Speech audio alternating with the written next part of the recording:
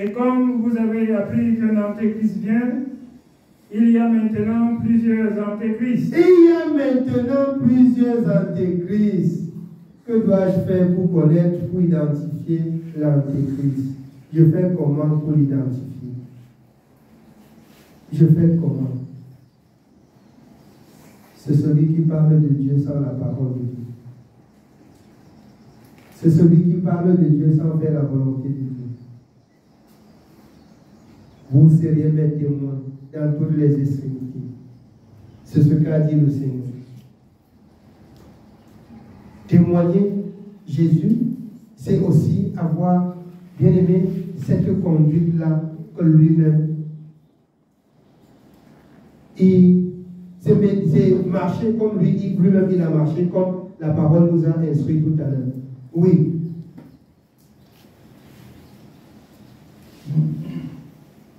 Petits enfants, c'est la dernière heure. Et comme vous avez appris qu'un antéchrist vient, il y a maintenant plusieurs antéchrists. Par là, nous connaissons que c'est la dernière heure. Par là, nous connaissons que c'est la dernière heure. Oui. Ils sont sortis du milieu de nous, mais ils n'étaient pas des nôtres. Bien aimés, ils sont sortis du milieu de nous, ils n'étaient pas des nôtres. S'ils étaient des nôtres, ils ne vont pas sortir. Ensemble, on va comprendre ce que Dieu a dit. Un antéchrist. Ils sont sortis du milieu de nous. Mais quand on parle de l'antéchrist, il utilise le même livre. Il utilise le même livre que nous avons. C'est ça?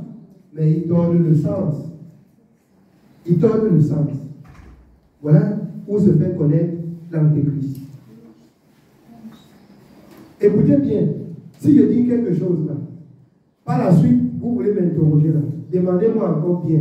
Je prendrai même d'autres passages pour vous, pour m'exprimer sur ce que j'ai dit.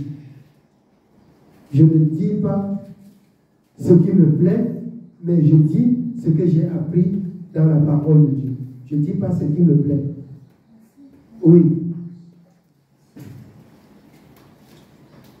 Ils sont sortis du milieu de nous, mais ils n'étaient pas des nôtres. Car s'ils eussent été des nôtres, ils seraient demeurés avec nous. Mais cela est arrivé afin qu'il fût manifeste que tous ne sont pas des nôtres. Que tous ne sont pas des nôtres. Ils sont sortis du milieu de nous. Voyant que la parole que nous écoutons, il disait que vraiment on ne peut pas mettre ça en pratique. Qui peut vraiment mettre tout ça en pratique?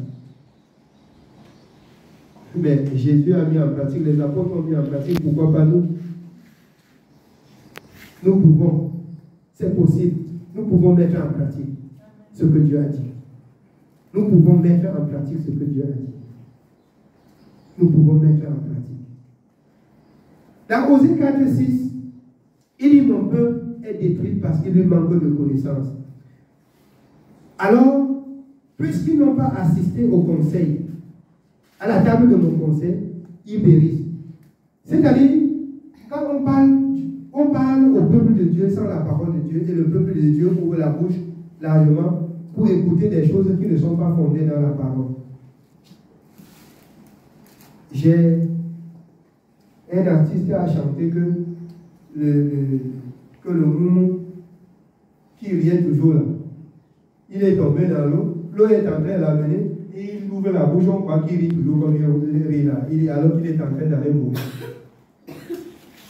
On te parle de Dieu, on te parle de Dieu, même quand ce n'est pas fondé dans la parole de Dieu. Amen. Comme vous les femmes, vous avez coutume de crier Amen pour qu'on comprenne que la parole là vous pénètre. Amen. Parce qu'on te demande, tu as compris quoi? J'ai compris que je vais me marier. J'ai compris que je vais voyager. J'ai compris que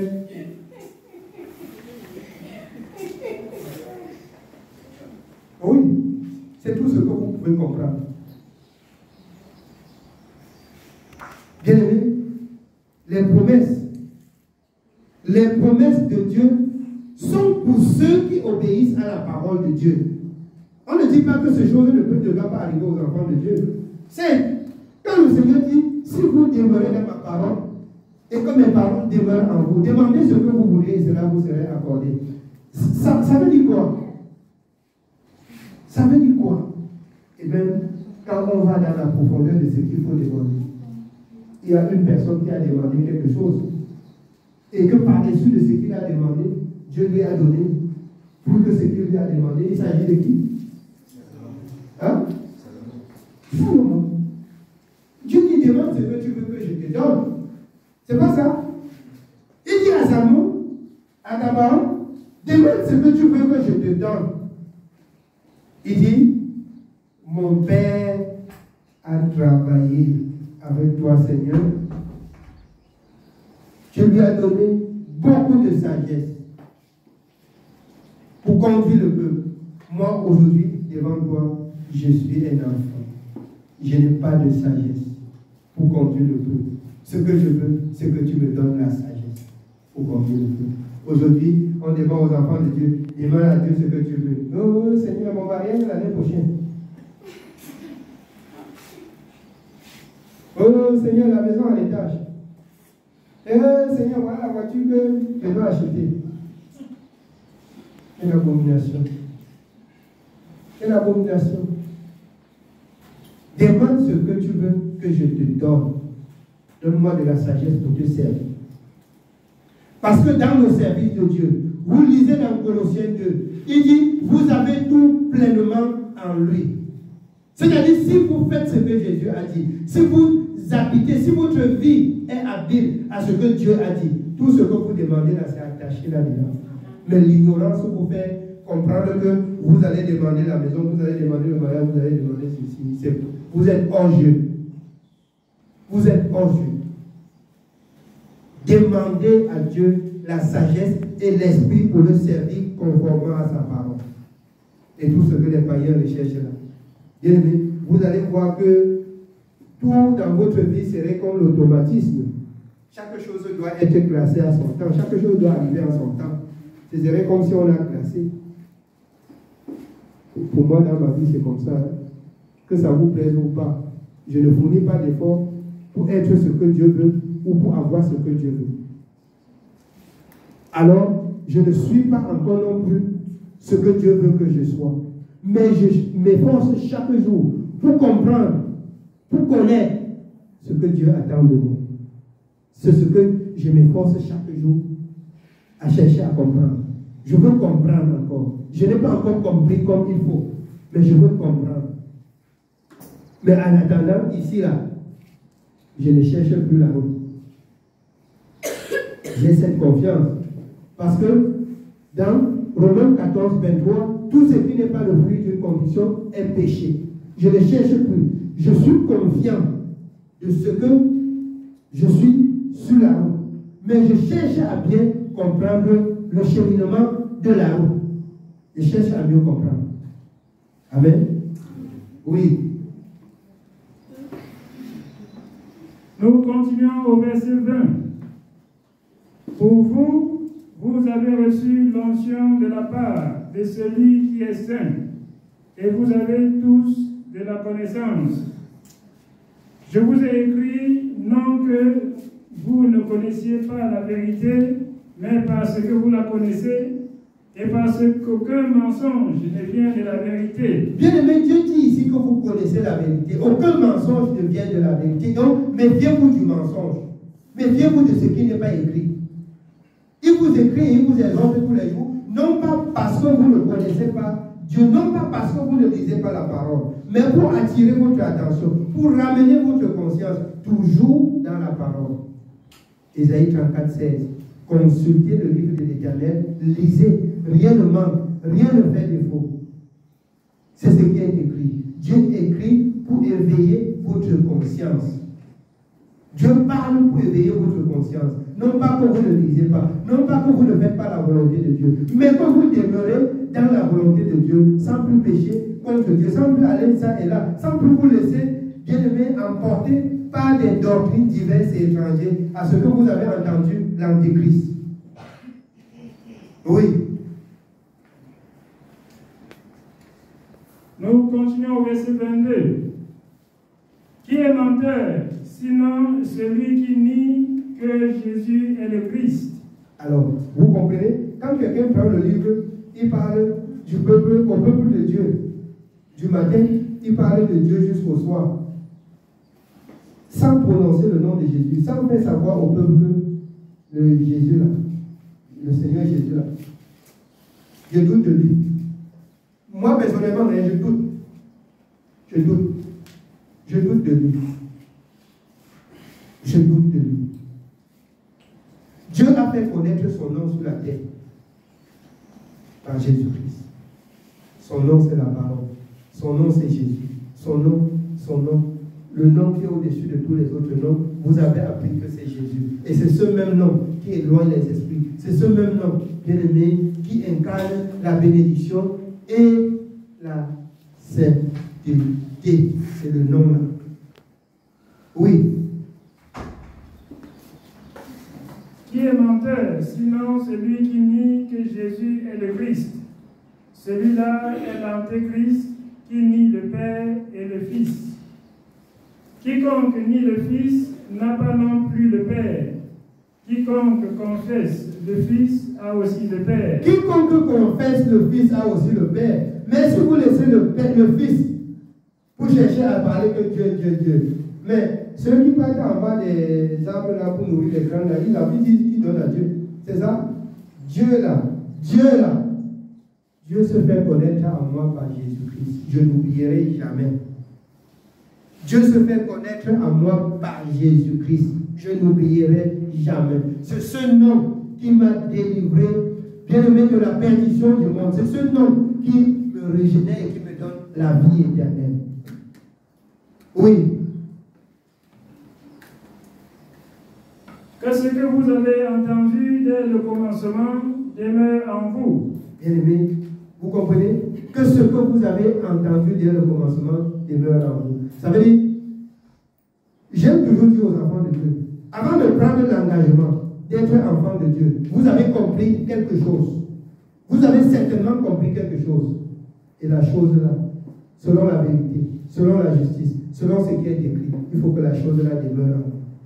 Pour que vous ne chevauchiez plus, pour que vous ne partez plus, vous n'avancez plus, vous reculez. Oui. Vous pouvez avancer et vous reculer lorsque vous voyez que le chemin que vous avez emprunté n'est pas le chemin. Vous pouvez vous reculer. Mais si vous êtes sur le chemin, vous ne deviez pas chevaucher. Oui. Si ce que vous avez entendu dès le commencement demeure en vous, vous demeurerez aussi dans le Fils et dans le Père. Et la promesse qu'il nous a faite, c'est la vie éternelle. Je vous ai écrit ces choses au sujet de ceux qui vous égarent. Je vous ai écrit ces choses au sujet de ceux qui vous égarent. Il dit que la vie éternelle a fait quoi? Reprends un peu là. Il dit, et la promesse qu'il nous a faite, c'est la vie éternelle. Bien aimé, il n'y a pas autre chose. La promesse de Dieu pour les enfants de Dieu, c'est la vie éternelle. Mais on vous parle du mariage, amen, oh, vous pouvez sauter. Ou on vous parle de ceci, amen, oh, on parle de cela, amen, oh. La promesse de Dieu pour vous, c'est la vie éternelle. Les autres choses doivent venir après. Donc occupez-vous de l'œuvre de Dieu pour laquelle vous avez été appelés. C'est ça ce que doit faire chaque enfant de Dieu. C'est ça ce que doit faire chaque enfant de Dieu. Oui. Je vous ai écrit ces choses au sujet de ceux qui vous égarent. Pour vous, l'onction que vous avez reçue de lui demeure en vous. Cette onction demeure si vous demeurez dans la parole. Oui. Pour vous, l'onction que vous avez reçue de lui demeure en vous, et vous n'avez pas besoin qu'on vous enseigne. Mais comme son onction vous enseigne toutes choses, et qu'elle est véritable, et qu'elle n'est point un mensonge, demeurez en lui selon les enseignements qu'elle vous a donnés. Mais il parle ici, vous n'avez pas besoin qu'on vous enseigne. Et après, il parle des enseignements qui vous ont été donnés. Ça veut tout simplement dire qu'on ne doit plus vous amener dans un autre enseignement. Amen. On ne doit plus vous amener à un autre enseignement. Vous allez continuer seulement dans l'enseignement des prophètes et des apôtres. On ne doit plus vous amener dans un autre enseignement. Pour vous n'avez plus besoin qu'on vous enseigne. Mais vous deviez, bien aimé, rester dans l'enseignement qui vous a été adressé. Il s'agit de l'enseignement des apôtres, l'enseignement des prophètes, l'accomplissement des paroles des prophètes l'a été fait par Jésus-Christ, qui aussi, lui à son tour, a pris les apôtres, les a instruits et les a envoyés en mission. La mission là est arrivée jusqu'à nous, ici au Cameroun, et dans toutes les extrémités. Amen. Je rends grâce à Dieu parce que pendant que la technologie avance, on croit détruire le monde avec. Ça arrange aussi le monde. Le message ici, là. C'est tellement si vous aviez des appareils suffisants, c'est que pendant qu'on parle là, c'est qu'on voit ça aux États-Unis. C'est pas ça? La technologie, c'est bien ou c'est pas bien? Alors, cherchez l'argent pour vous acheter les appareils. On doit désormais faire le culte même en direct. Les autres qui sont partout doivent suivre aussi le culte. Amen. Cherchez, on achète des appareils sophistiqués. Bien-aimés, vous voyez, les gens viennent à l'église, ils écoutent la vérité, ils fuient. On veut là-d'où, on dit que le mois prochain tu es au Canada, amen, oh, tu divises ton argent, tu prends ton salaire, tu divises avec le pasteur. Et c'est ça que le monde attend. Je reconnais, selon la parole de Dieu, dans Acte 10. Dans Acte 10, on va revenir. Lisez pour nous Acte 10 à partir du verset 32.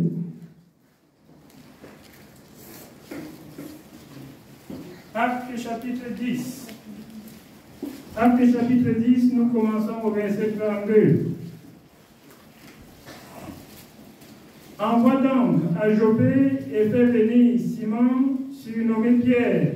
Va au verset 34.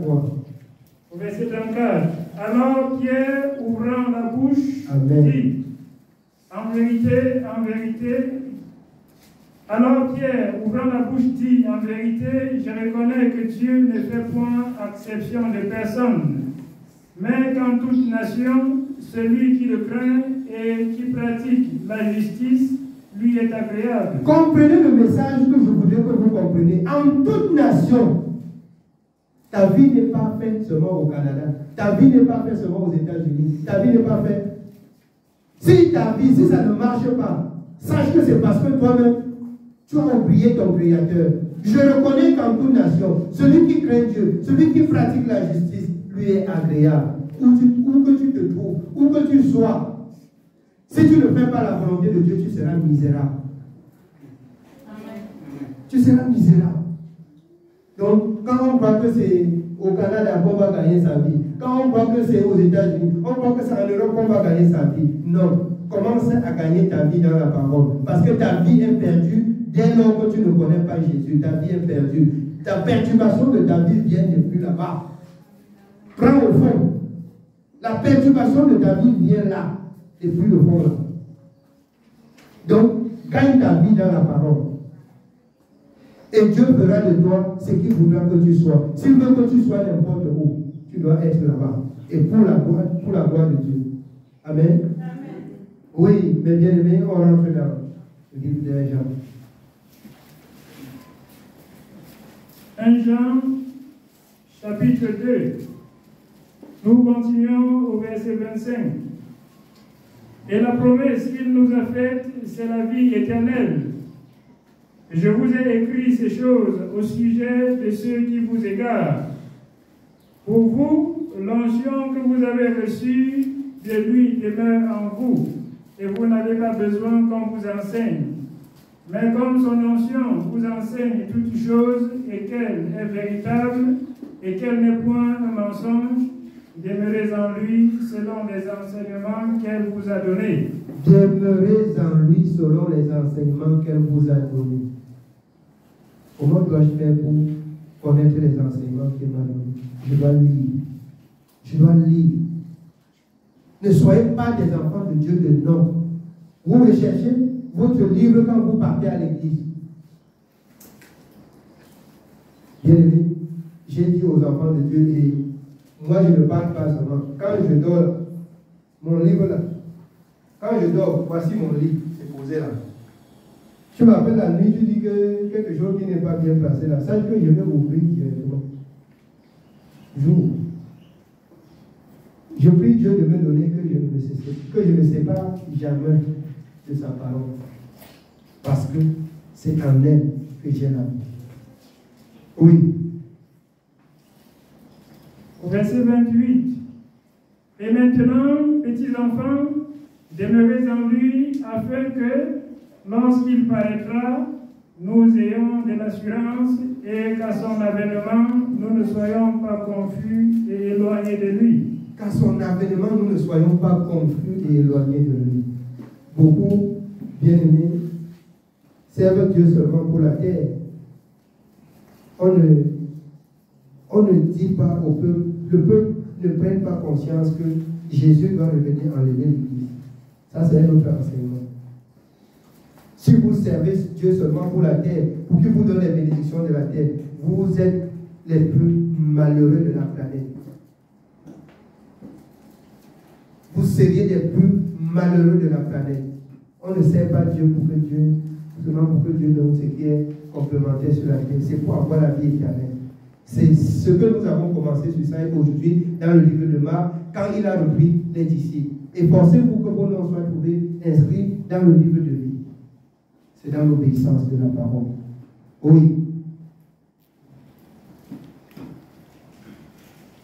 Si vous savez qu'il est juste, reconnaissez que quiconque pratique la justice est né de lui. Si vous savez qu'il est juste, si vous pratiquez la justice, c'est que vous êtes le reflet de Dieu, de la parole sur la terre. C'est pour des hommes justes. Oui. Que Dieu soit béni. Nous allons de même finir avec Apocalypse 22 à partir du verset 6. On conclut avec Apocalypse 22 à partir du verset 6.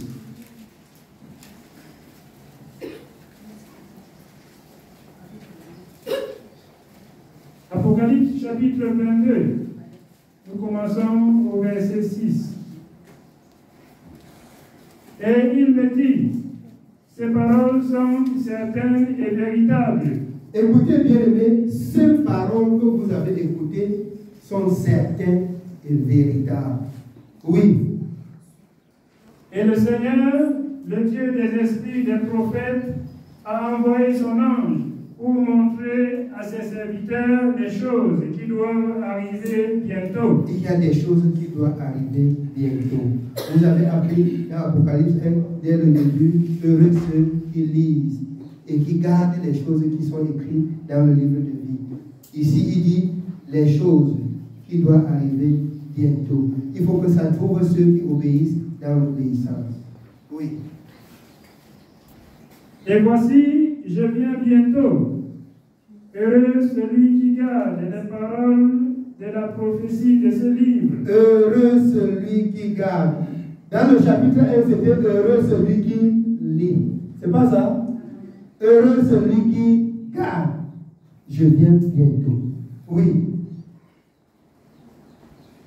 C'est moi, Jean, qui ai entendu et vu ces choses. Et quand j'eus entendu et vu, je tombais aux pieds de l'ange qui me l'a montré pour l'adorer. Mais il me dit, garde-toi de le faire. Je suis ton compagnon de service et celui de tes frères, les prophètes, et de ceux qui gardent les paroles de ce livre. Adore Dieu.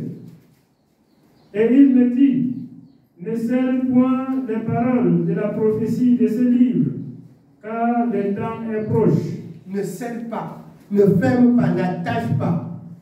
Il faut que les hommes entendent.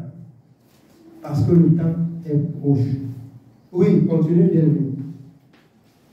Que celui qui est injuste soit encore injuste. Écoutez bien. Si quelqu'un est injuste, il veut demeurer dans l'injustice, qu'il soit davantage injuste, sachant que sa grâce serait pour les injustes. Oui. Que celui qui est souillé se souille encore, et que le juste pratique la justice, et que le juste pratique encore la justice, et que celui qui est saint se sanctifie encore.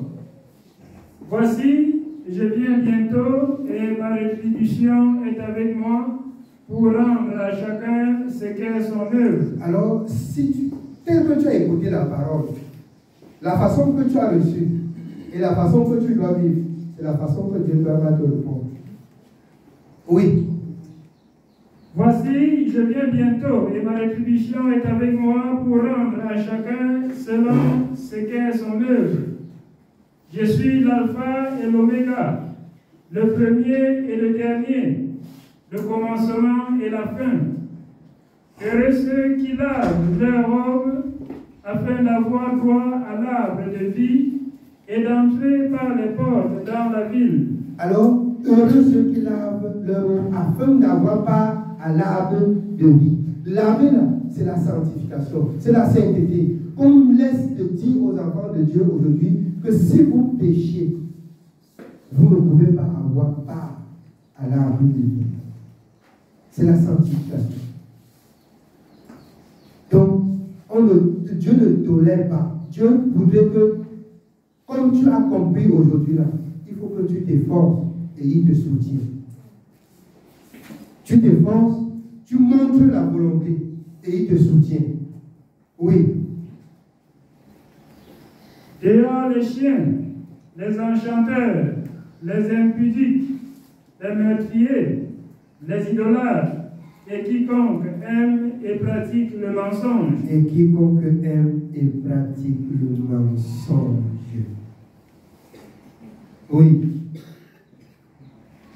Moi, Jésus, j'ai envoyé mon ange pour vous attester ces choses dans les églises. Lui, Jésus, il a envoyé son ange pour vous attester ces choses dans les églises. Est-ce que c'est ce qu'on dit aujourd'hui dans les églises? Ce que vous avez entendu. Jésus envoie ses anges pour attester dans les églises. Que vous deviez marcher dans la sainteté, dans la sanctification. Et vous laissez ceux qui pêchent, qui disent que c'est impossible de vivre sans péché. Vous les laissez pécher. Et vous faites la volonté de Dieu. Vous aurez votre récompense. Oui.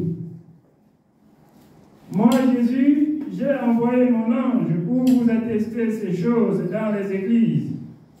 Je suis le rejeton de la postérité de David, l'étoile brillante du matin. Et l'esprit et l'épouse disent, viens. Et que celui qui entend dise, viens. Et que celui qui a soif vienne. Que celui qui veut prenne de l'eau de la vie gratuitement. Je le déclare à quiconque entend les paroles de la prophétie de ce livre. Si quelqu'un y ajoute quelque chose, Dieu le frappera des fléaux décrits dans ce livre. Si quelqu'un y ajoute quelque chose, comme c'est de coutume que les gens ajoutent ou qu'on retranche, Dieu va aussi, bien aimé, prendre soin de lui. Oui. Et si quelqu'un retranche quelque chose des paroles du livre de cette prophétie, Dieu retranchera sa part de l'arbre de la vie et de la ville sainte décrit dans ce livre. Celui qui atteste ces choses dit, oui, je viens bientôt. Amen. Viens Seigneur Jésus. Que la grâce du Seigneur Jésus soit avec tous. Amen. Amen. Que le Seigneur bien-aimé vous bénisse.